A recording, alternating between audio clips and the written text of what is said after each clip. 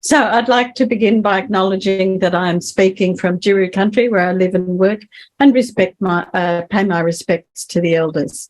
I also acknowledge all the lesbians who fought for the freedom of women and lesbians in the last couple of centuries, sometimes at the cost of their lives. I want to begin with a quote from my book, Vortex. Rape, torture, silence, shame and hatred all combined so that no one ever hears of the violations of lesbians' human rights.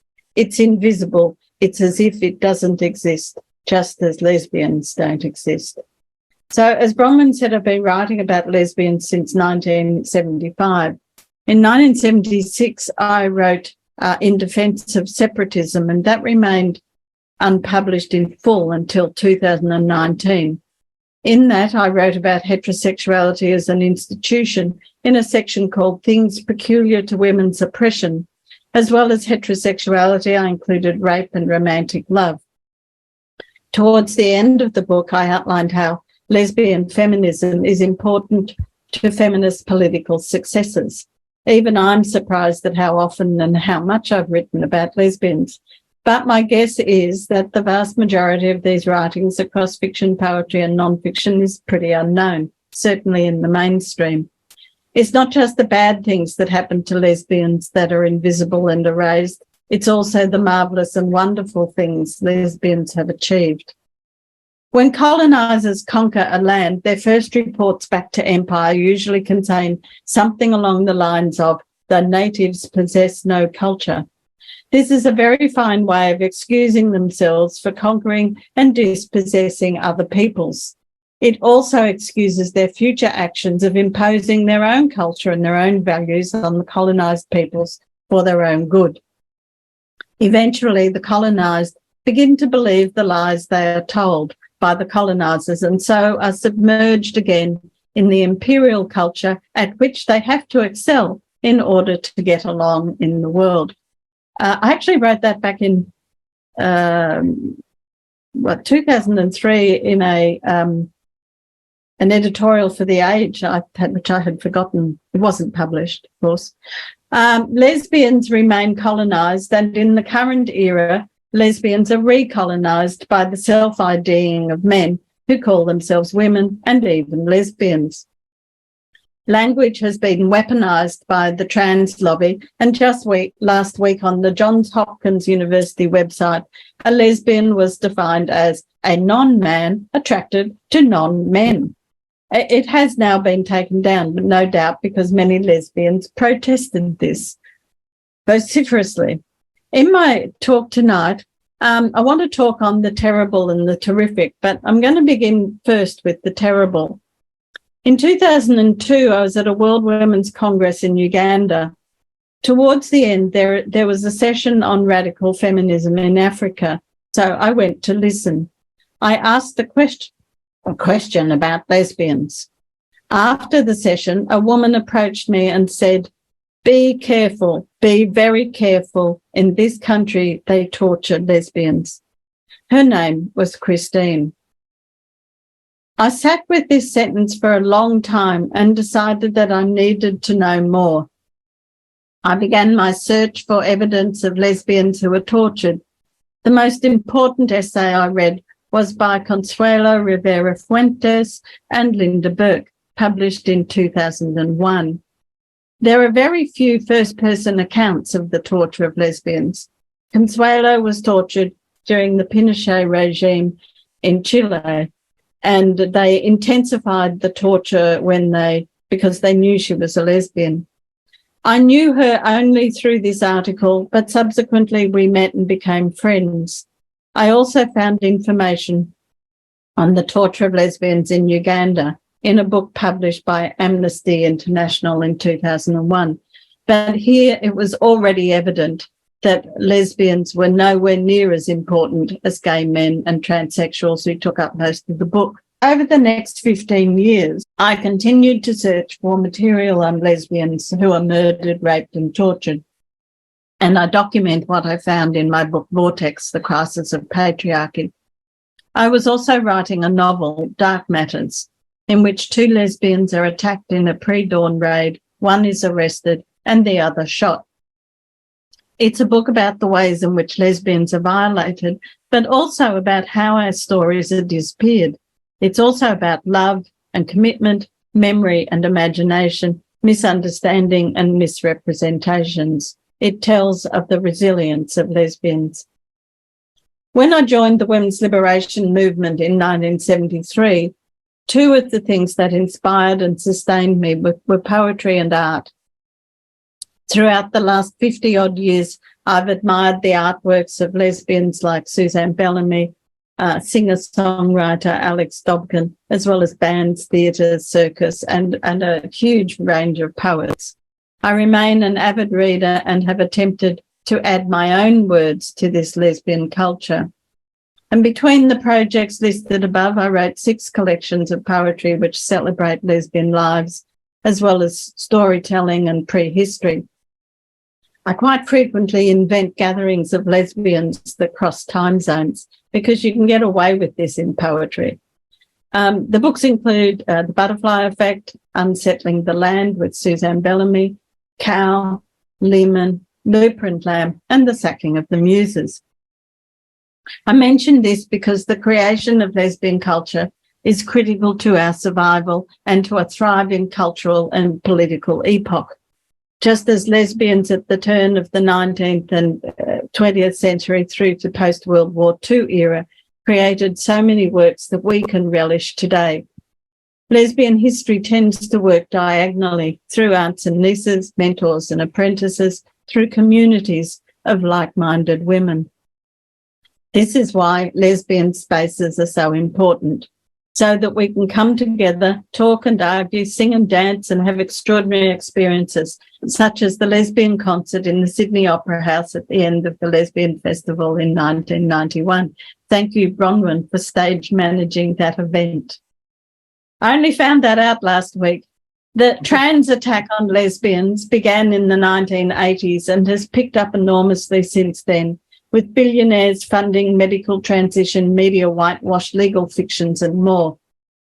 In the meantime, lesbians are unfunded and not advocated for because, as Gillian Hanscom writes, no one is proud of dykes, only other dykes are proud of dykes. That's from her book, Sybil, The Glide of Her Tongue. It's published by Spinifex. The next session is about lesbians versus the TQ plus brigade. I want to speak about several personal experiences here that I've had that have helped me deepen my thinking about the trans lobby. I was a member of the Melbourne Women's Circus when in April 2000, a trans woman in inverted quotes wrote and asked if he could join the Women's Circus. Circus is a place of physical and emotional trust. There is bodily intimacy and balances and double aerials acts. Over the next 6 months, his application was talked about by members of the circus. And to my knowledge, no other applicant was ever accorded this privilege. It was a privilege because in the past, membership was either accepted or denied, no discussion. In his case, there were clear boundaries for denying it. He was not a woman who had been subjected to sexual abuse or rape as a woman. The issue of boundaries was raised, to which I answered in an open letter that I wrote. Women living outside the state of Victoria are not permitted to join. Women under the age of 18 are not permitted to join. So I asked, is the boundary woman any less difficult to define than these rather arbitrary boundaries which are already in place? From 2017 to 2020, I did research on my book, Vortex. I have to say that the most difficult chapter in this book was the one I called Breaking the Spirit of the Women's Liberation Movement, the War Against Biology. Difficult because the material at that time was so contradictory. It was Jennifer Bilek whose articles pointed me to the billionaires and organisations like Dentons and Reuters that helped me make sense of the huge forces set against us. Throughout the book, I have a section on money trails in all but the introduction. And so among the money trails are the medical industrial complex making profits from people with disabilities alongside eugenic policies, Soros and other libertarians decriminalising prostitution, info and biotech companies such as Bill Gates and Monsanto and Bayer, profiting in the area of bioprospecting, patent foods and GMOs, the deterritorialisation of Indigenous peoples, the colonised and ongoing practices of slavery have reaped huge profits for colonial empires. The trans billionaires and big pharma who are making huge profits from the trans industry, and the fossil fuel miners, IT companies and eugenicists who are in climate denial and climate profit. Lesbians are targeted by the trans industry, but there isn't even a pretense that money should go to lesbians unless they're a subset of LGBTQ+. Any externally well-funded lesbian organisation, I have to mention Australia here, is, in my view, suspect. Lesbians have to raise all the funds from our own projects, such as Matrix Guild in Melbourne. My final example comes from an interaction I had with the International Alliance of Independent Publishers based in Paris, an organisation Spinifex has been a member of since 2007, and for 4 years I was the English language coordinator and on the governing board. In April 2022, the Alliance decided that the long-standing feminist section should be called the Feminist and LGBTQ+ section, without discussion with feminist publisher members. I said this was like suggesting Monsanto should join the ecology section. One of the principles of the Alliance is decolonisation. I protested and pointed out that feminists and TQ+ lobby have nothing in common and completely different objectives. I mentioned 3 billionaires, John Stryker, Jennifer, in quotes, Pritzker and Peter Buffett, and wrote the following about the transgender lobby and its billionaire funders. When same-sex marriages laws were being fought for, these billionaires gave huge amounts of money, and it meant that the T had to be added to the LGB. This creates a system of astroturfing, a very 21st century means of advocacy. Organisations mask their sources of funding to appear to be a grassroots organisation, just as AstroTurf is fake grass. AstroTurfing refers to organisations that are fake grassroots, that is, phony movements.